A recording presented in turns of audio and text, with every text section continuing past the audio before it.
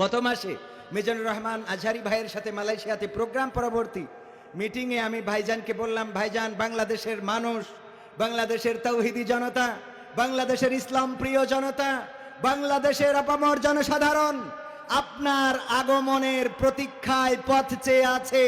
আপনি বাংলাদেশের মানুষের জন্য কি বলবেন? উনি বলেছিলেন, আপনি বাংলাদেশের মানুষদেরকে আমার সালাম পৌঁছে দিবেন। সবাই বলেন ওয়ালাইকুম আসসালাম। এবং বাংলাদেশের মানুষদেরকে বলবেন, আল্লাহ রাব্বুল আলামিন যে তাকদীর নির্ধারণ করে রেখেছেন, সেই তাকদীরের বাইরে যাওয়ার ক্ষমতা আমাদের কারো নাই।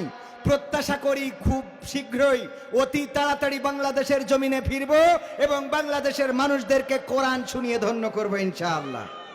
আপনারা খুশি তো? আমি মেসেজটা পৌঁছে দিলাম। মিজানুর রহমান আজহারি ভাই আসবেন বিজয়ী বীরের বেশে, বাংলাদেশের তাওহীদি জনতাকে কোরআন শোনাবেন। আমির হামজা ভাই যেভাবে 3টি বছর পরে আবার